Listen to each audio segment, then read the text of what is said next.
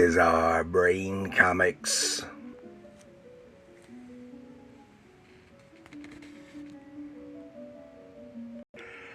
Oh, hello, my comic book friends. Magnus of the Feral Horde here to tell tales of savage sorcery and swords and daring do. Well, what passes, in this case, what passes for it. This time, I'm going to have a look at Thane of Bagarth from Charlton Comics from 1985. It was written by Steve Skeets with art, some very early art by Jim Aparo, of course, who is best known for his many years working on Batman titles. And he happens to be my favorite Batman artist. Now this Thane of Bagarth feature was originally a backup feature in the Hercules title from Charlton Comics in 1967, starting in 67. Then it was collected into 2 issues in 1973, and then those 2 issues were reprinted in 1985, and that's what these are. And to my knowledge, this story was never completed.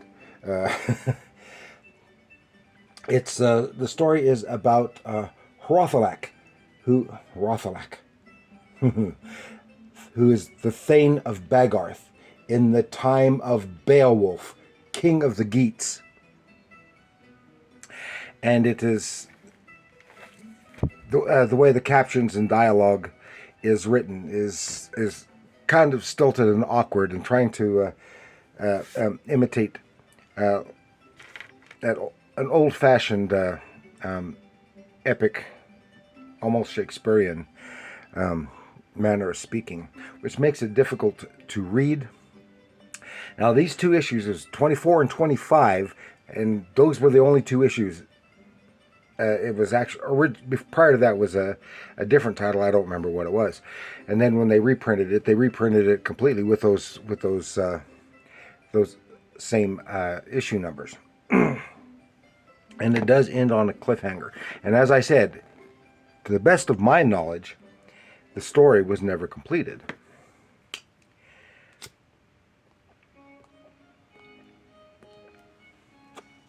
And considering it was a very early Jim Aparo,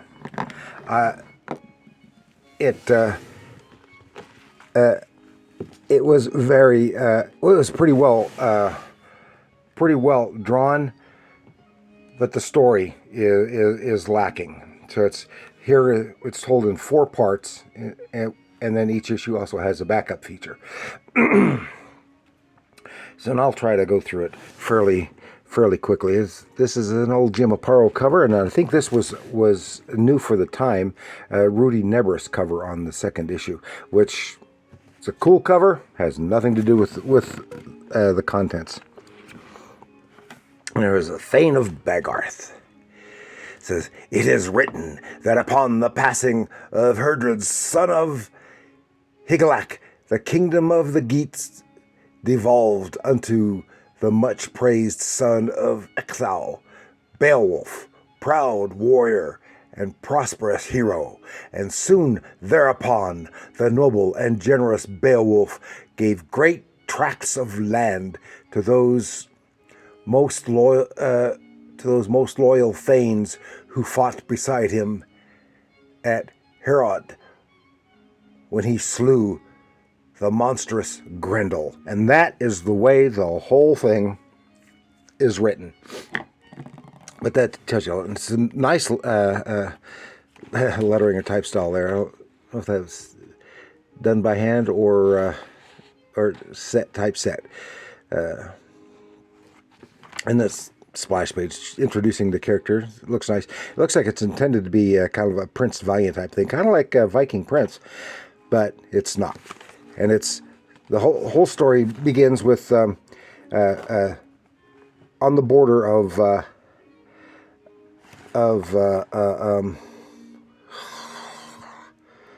Bagarth, and a neighboring country, all under King Beowulf. And there's skirmishes because the serfs occasionally cross over, and the guards in the neighboring county are often attacked and killed, which causes some. And then Bagarth guards counterattack, and so they have causing conflict, which results in going to the king Beowulf, who is now old and gray, and to settle the dispute. So, and this is when we meet Rothelek and his neighboring Thane. It's, jeez.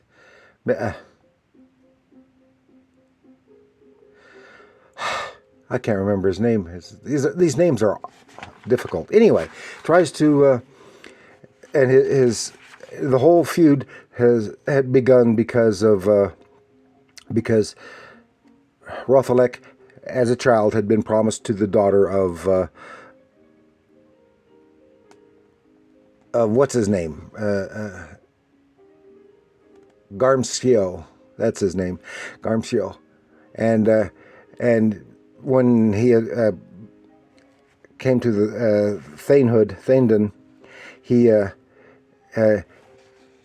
didn't want to marry her, and which caused a feud between them, which has resulted in thus the occasional slaughter of their serfs, just the poor farmers living in the area.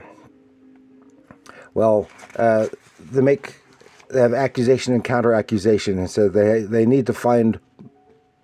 You better find some proof of your accusations, because the enemy has accused Rothelek of conspiring with their enemies, the Swedes, and so he's trying to figure out. Meanwhile, Rothelek's younger brother sees an opportunity for him to come to the Thaindom. Gets a plan. He goes to he goes to see, because he's kind of sweet on the girl here, who is the daughter of his scholar, basically his scribe, the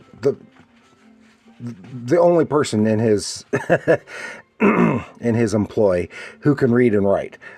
Because remember, the nobles, especially at this time, did not consider it very noble to be able to read and write. And this is the beginning of the plot. So the younger brother goes, and first of all, he goes to see another scholar elsewhere, not as scrupulous, hires him to forge a paper.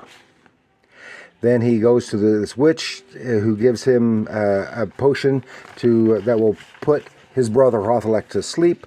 Then he goes to visit his brother, drugs his drink. He passes out, and then, using his signet ring and sealing wax, signs the fraudulent paper, which would tie him to the Swedes. Then his enemy is trying to come up with a way for something to pin on some way to pin his enemy on. The younger brother goes to see the enemy. These names are Garmsio. Oh, these names, and he's thinking, not realizing that this brother is on his side. He goes to attack him from behind, but is caught out, taken low by the brother, and then says, "Now stop this foolishness. I'm on your side." He gives him the paper. He gets his own scholar, because these guys can't read, to read it for him. Meanwhile, Rothelek, in his drug stupor, has started wandering around the forest, thinking he doesn't know, and then collapses. And then later, he is found by the girl and his own scribe, taken into his house to recover. Meanwhile, then next is the banishment. Then we have the Hammer of Thor, a Steve Ditko story, which is a Viking type story, rarity, and some of his nicer work from his early days of a different version of Thor than we in the comic world are familiar with. Then it goes to the second issue, the saga of Thane, Thane of Bagarth, and we are brought back up to speed. The enemy takes the paper, the scroll, the document to King Beowulf, has his scholar read it for him. Yes, apparently the accusations of him conspiring with the Swedes are true. Meanwhile, the Thane is recovering in the hut of his scholar, and he's sweet on the daughter, and he spots, he doesn't know how he got there or why, what happened, and he notices fresh wax in his signet ring, which tells him that something has gone wrong.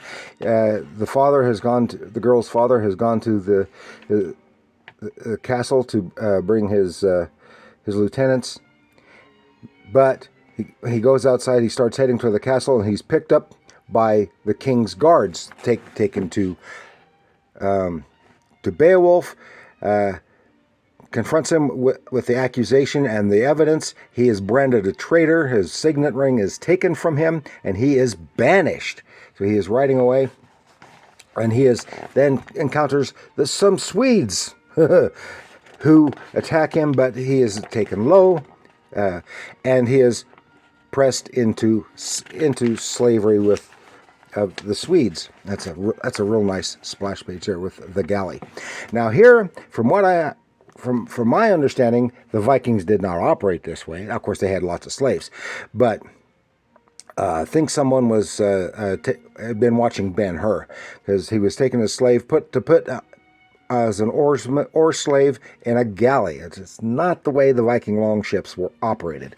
But here we're neither here nor there. So he is chained to an oar on a galley, and with this Viking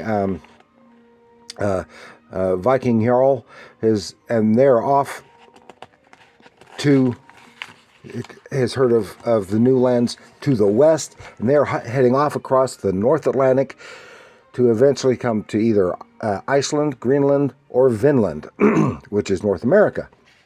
And we don't know about that. Meanwhile, Beowulf is suspicious of stuff. He was going to give the Thanedom of Bagarth to the enemy of Rothalek, and he was supposed to have gone to his younger brother. He goes to see the witch, and wants something to foretell him of the future.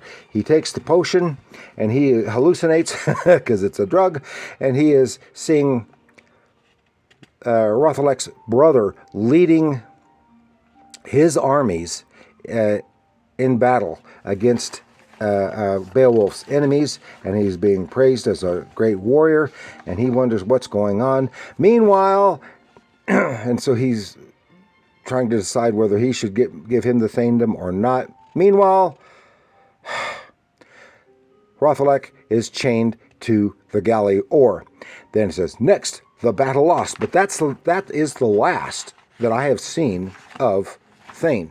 I haven't seen any other reprint stuff or even the original stuff. So I don't know if that's all it ever was. And then it has a backup story of Robin Hood backup story. Of course, this would go back probably originally to the 50s or early 60s. I don't know who the artist is. It's signed down here, but it's too small for me to make out. But it's some really, really nicely drawn stuff, and a fun little Robin Hood type romp. Where some disguises and some trickery, and Robin Hood comes out on top. So that is what I had to share with you this time with the Saga of Thane. It is not the best story in the world. It's some nice artwork. That is its biggest strength, is the artwork. The storytelling is a little too drawn out, too many plots, subplots, too much going on, but not enough going on, if you know.